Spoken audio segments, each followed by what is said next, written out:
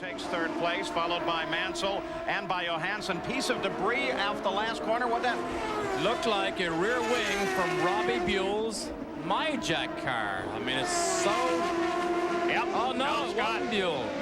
Scott Sharp has left part of Tony Bettenhausen's team on the outside of the corner, the last corner, which is turn 11. Gary Gerald has an update. Yeah, Derek, the wing, I believe, came off Scott Sharp's car. We're down here in the Penske pit.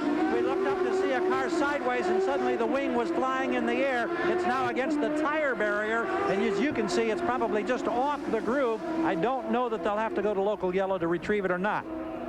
Well, let's take a look at the car if we can again, because did it just fly off in position there? Exactly what happened. Look at Mansell right behind him. Johansson comes screaming past on the inside, as does Goodyear. And look how costly that was for Mansell, because now suddenly having to avoid that rear wing, he loses 2 positions to Johansson and Scott Goodyear. Here's the view from his car as they went into the last corner. Watch the wing. Now what happened here? He turns in. Oh, I see what happened. Oh, it didn't come off accidentally. That's what it was. Mansell did a rodeo ride up over the top of Scott Sharp's car. Wasn't able to make the pass. Wheels contacted. Rocks. Allenser Jr. now as he charges on Scott Brayton. This is a battle for 7th place. Currently occupied by Brayton. But Little Al, whoop, and that's Fernandez against the wall. Yellow comes out again. We were talking about Little Al, and this is his teammate. But what is that in front? What is that piece laying out on the track? That should be part of the body on the left. Oh, several other cars. The 19 car, that's the MyJack machine, Lyondike. There's the view from Ari. Several cars getting together. But you can see that one of the Penske cars is involved, and it looks like Paul Tracy stepping out. Tracy again. Tracy again. But it appeared that Lyondike saw the accident ahead. You see the accident happening, and at the same time he got hit from behind. Now logically that is Paul Tracy that hit him, because Tracy was following closely behind Lyondike, and that took him to the wall. Here you see, yep, there they are. There's Lyondike, and Paul Tracy is tucked right into his side. So things happen fast on a bull ring, and this happened very fast as well. This is a The officials now say if you are misaligned on the start in the back of the field, you can in fact be black flagged for a bad start. Paul Tracy brings them off, heading toward the green flag. He accelerates, leads the field across the line as the green flag comes out, and they spread wide going into the first turn. A nice wide runway surface, and look at Mansell as he comes down the inside. 2 cars in trouble. 3, 4 cars on the start of the race. 3 cars together, maybe 4. 3 of them appear stopped. Yellow flag flies in that area as Nigel Mansell picks up the lead, and the rest of the field strings out behind. We'll see if they go a full course yellow. It will depend on how fast they get Roberto Guerrero, and Raul Poisel is involved in that as well. And it looked like the other car might have been Willie T. Ribbs at the front of the. Mansell makes his sweep to the inside, but look toward the back of the field, Bobby. Yes, you can see they're all diving towards the bottom. Now look at here how they have to go down like a funnel. And right in there, they all started collecting, because you can see they were 4 and 5 wide, and they had to get down to 2 lanes wide in the corner, and it just wouldn't fit, Paul. It looked like the other car. So he did a quick spin, caught the left rear and the rear wing, Bobby. Yeah, so what, we didn't see that happen right there, but what happens is that there's a big Johansson made a move, and he didn't. But look, he gets into Fabi.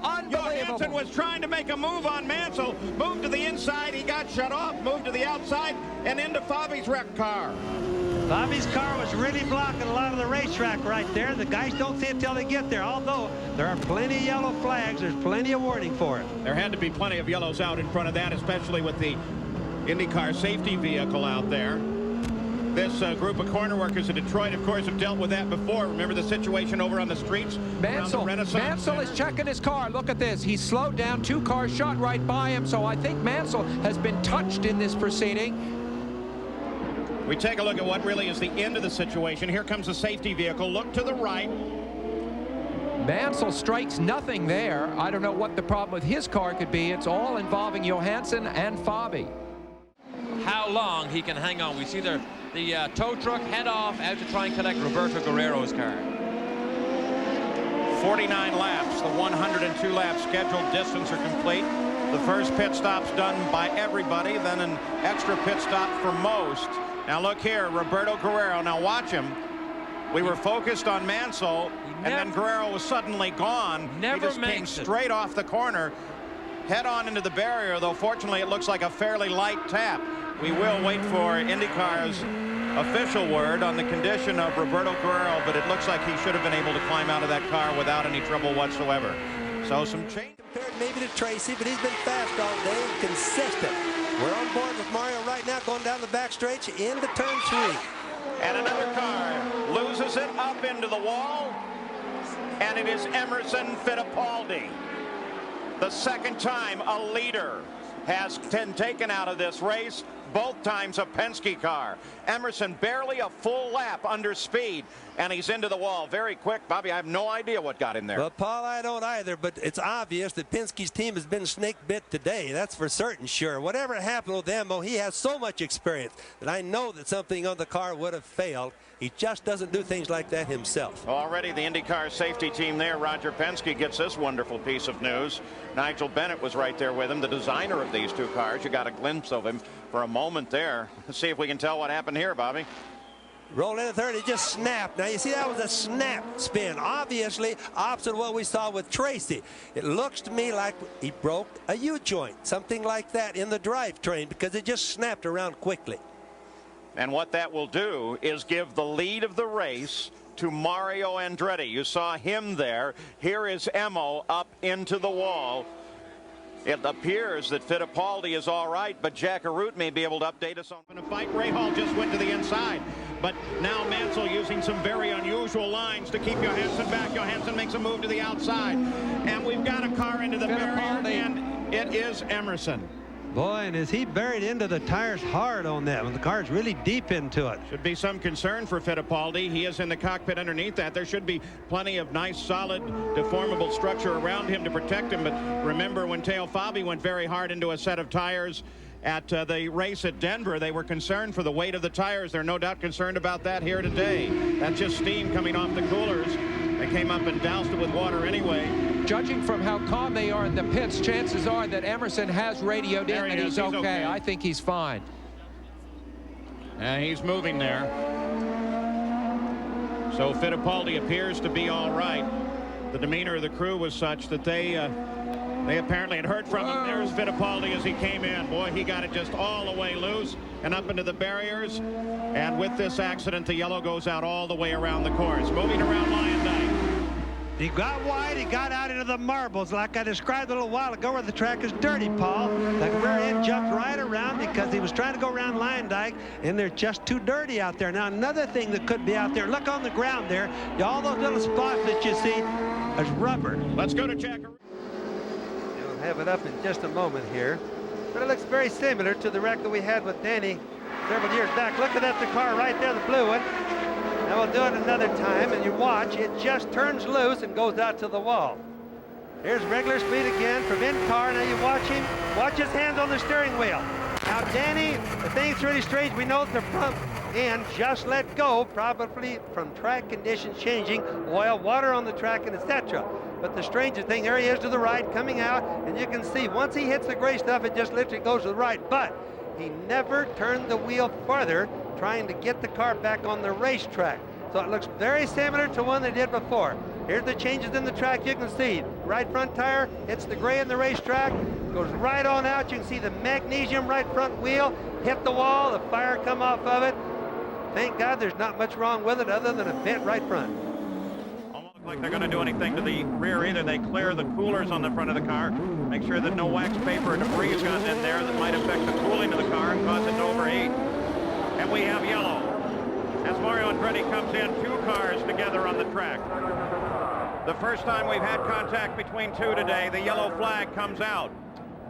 Jeff Andretti on the right, in that we're going to see him on the left here, who of course had that terrible accident here last year. So we're very concerned about Jeff Andretti. He was in a big accident here last year. This is his first race, having spent a year in rehabilitation. The other car appears to be Roberto Guerrero, who, remember, was just in the pits. And that's Roberto being helped out of the car. Mario Andretti, the leader of the race, in and out just as the yellow came on. So again, now here's the situation that created this accident. Guerrero tried to get down under Jeff, and it didn't work. The two of them ended up against the wall. And look at Nigel Mansell ducking by on the inside underneath. Here is Nigel Mansell's onboard camera of this same accident. And this is the first time Nigel Mansell has seen a crash like this from the cockpit of his Indy car. In road racing, usually when guys have an accident, they have it all by themselves. Here they ricochet often back into your way. And of course there it wasn't too bad, and he threaded his way through pretty easily. Nigel tiptoed so carefully between this accident and the grass to his left. And of course, you get off on that grass, it's pretty slick. Well, also the rumble strips that lie between the track and the grass can really grab that left front wheel and almost wrench the steering wheel out of your hands. You got to treat it with great care. Sam, you could even see the right rear in Guerrero's car. That's the one that's on the right, the red car. You could even see that one lean up against Andretti's car, and it got it bent a little bit. And so after they... Fittipaldi currently runs in 8th place, trying to catch up with the rest of the field. Just moments ago, one car off, Adrian Fernandez dropped a wheel off and caught the barrier very hard and then slid to a stop. That's over on the back side of the course. They have displayed local yellows in that area only. At the moment, there is not an indication of sending the pace car out, putting a full course yellow out, and slowing the field in its entirety. The safety crew is out on the way, of course, to aid Adrian Fernandez, and we'll give you an update there. And you see it right here. It's one of the most difficult corners here. Right there's safety on the way going to Fernandez. It's right here at the kink. You try to go flat, but if you hit the curb on the inside, you're in all sorts of trouble. That's what happened to Fernandez. Disabled car, you saw it off the left-hand side of the race course. The course marshals were there with him. The IndyCar safety team will be on the scene in a matter of seconds, and then we'll get a full evaluation as we watch Bobby Rahal work his way through traffic from 10th